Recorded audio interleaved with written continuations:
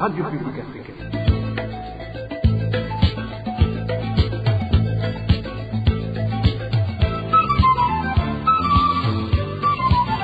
Radio Publique Africaine.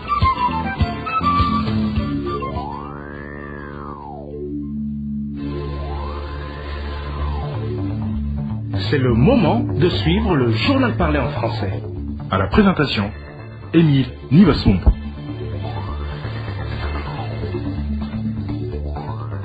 Bienvenue dans ce journal du 27 février 2022. Les titres. Les propriétaires des parcelles de Gassé-Nyakabondo craignent d'être expulsés. Demain, une visite de la commission gouvernementale est prévue dans ces parcelles situées aux alentours de la présidence de la République. Et les brésiers se font de plus en plus rares et leur prix monte dans les deux capitales du pays. Les commerçants se lamentent et vous allez également les suivre au cours de ce journal. Et tous les ministères qui devraient avoir migré vers Gitega ne l'ont pas fait 3 ans après la fixation du chef-lieu de cette province comme capitale politique. Voilà pour le sommaire. Le développement, c'est tout de suite. Justice pour commencer. La justice ne devrait pas rester silencieuse alors que le secrétaire général du parti au pouvoir, CNDD-FDD, a déjà dit à plusieurs reprises que c'est normal de tuer une personne qui tente de perturber la sécurité. Telle est la réaction du secrétaire général du FOCODE, Maître Janvier Bigirimana, précise que c'est dommage que le patron du CNDD-FDD fasse l'apologie du crime, mais tôt ou tard, il paiera, selon Janvier Bigirimana. Le comportement de M. Révérien de Kouriotou comme ses propos sont tellement graves dans un pays qui était censé être en état de droit.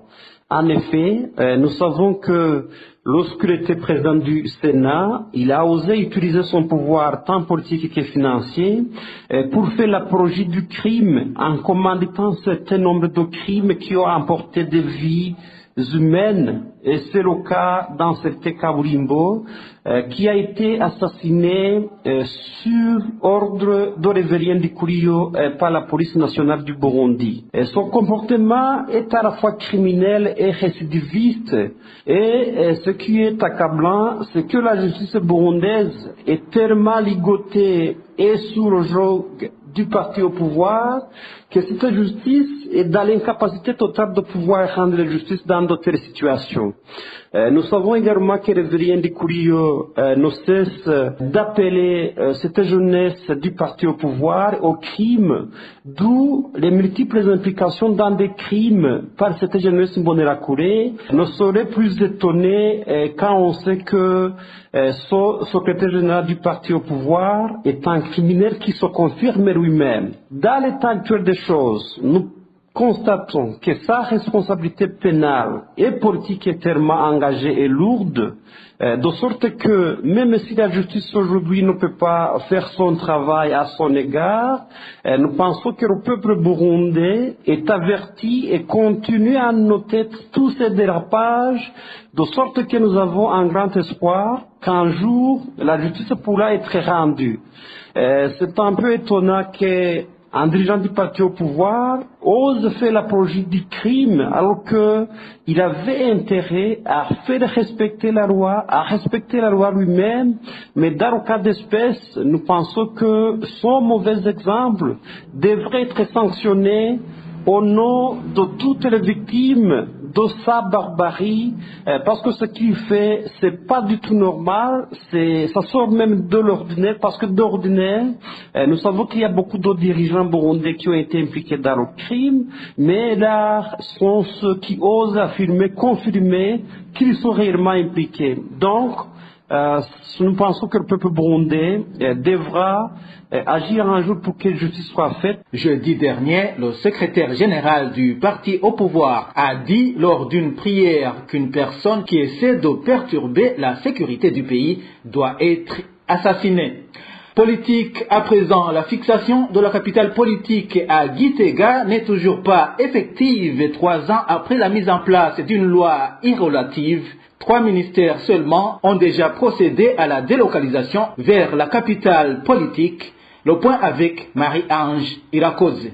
Après que Gitega ait déclaré capitale politique en 2019, le déménagement de 5 des ministères qui composent le gouvernement vers cette province semble loin de devenir une réalité. Parmi ces ministères, seuls les ministères de l'Intérieur, le ministère de l'Éducation nationale ainsi que celui de l'Agriculture et de l'Élevage ont déjà entamé leur installation dans la province de Gitega, même si ces 3 ministères n'y travaillent pas encore de manière efficiente.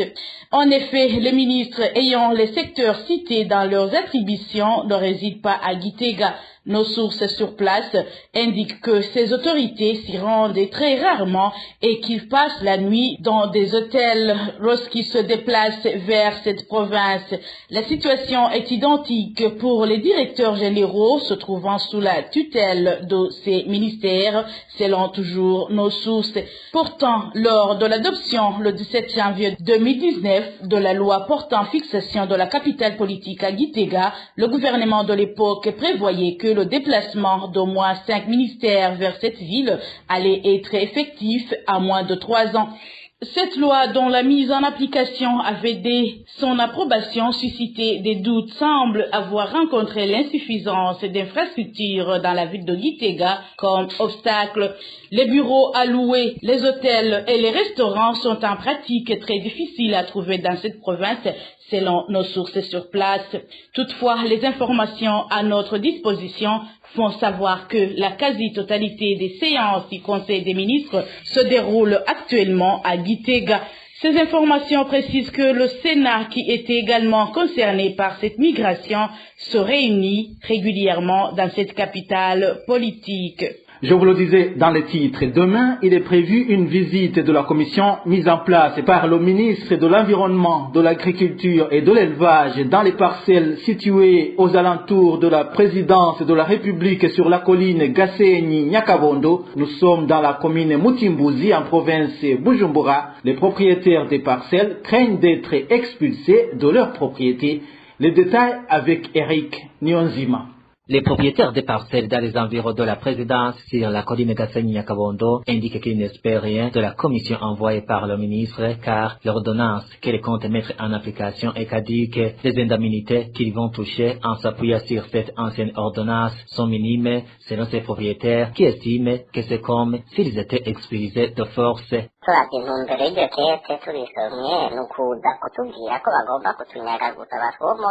Si nous analysons l'objectif de cette lettre, il s'agira tout simplement de nous communiquer que nous devons quitter l'endroit car ils ne devraient en aucun cas venir faire ce qu'ils indiquent qu'ils vont faire alors que les propriétaires y vivent encore et avant l'octroi des indemnités. Il faut aussi savoir que l'ordonnance qu'il parle des indemnités n'a pas encore été actualisée.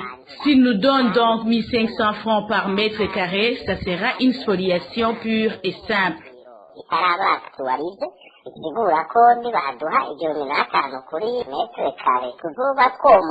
Ces propriétaires des parcelles demandent qu'on leur montre la nouvelle loi sur les indemnités.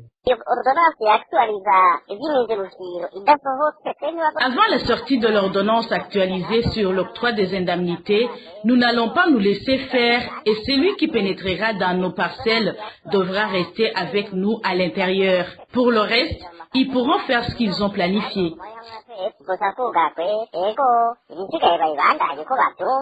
Ces habitants de la localité des environs de la présidence implorent le président de la République de s'impliquer pour que la question en rapport avec ces parcelles soit réglée.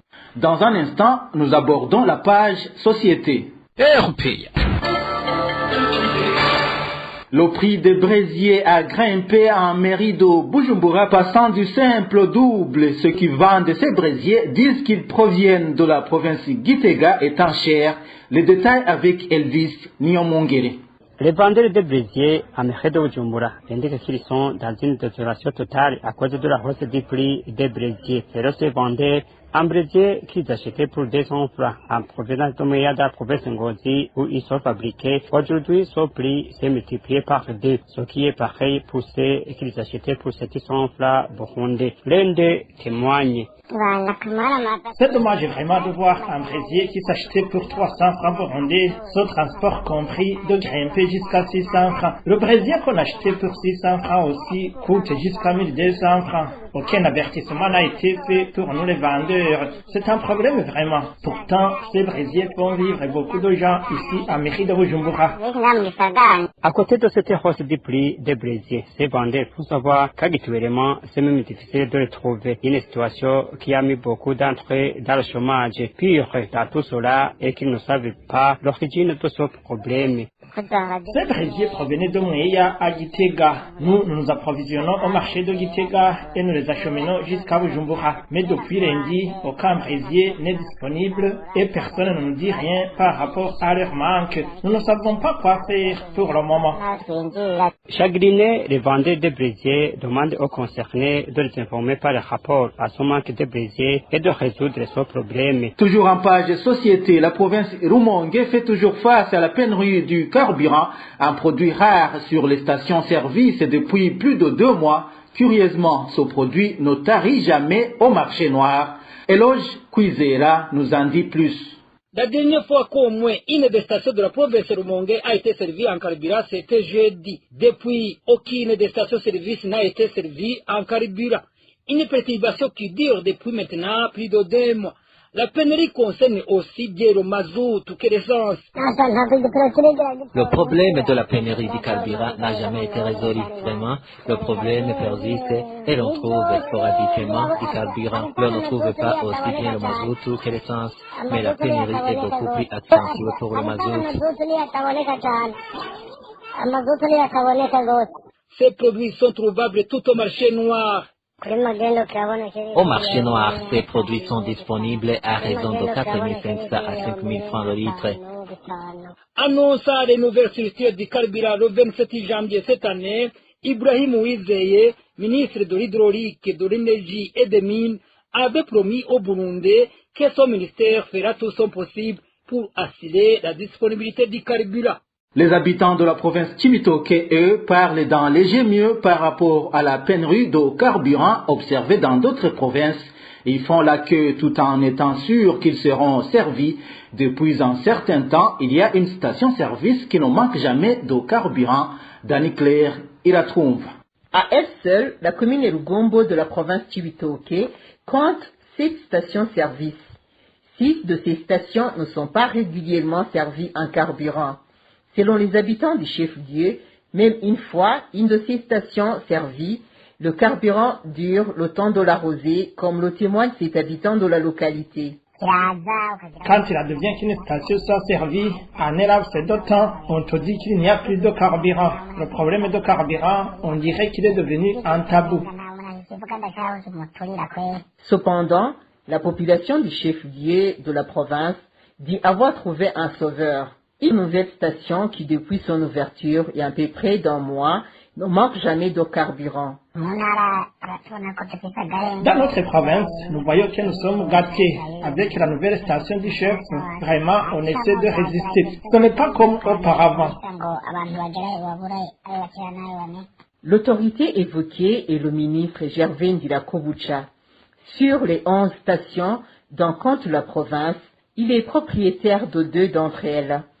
Celle du chef-lieu de la province et celle de Wikinanyana, sa commune natale. Voilà, c'est par ici que nous mettons un point final au journal du 27 février 2022. Merci à vous tous qui nous avez suivis. À la présentation, c'était Émile Niwasumba. Au revoir.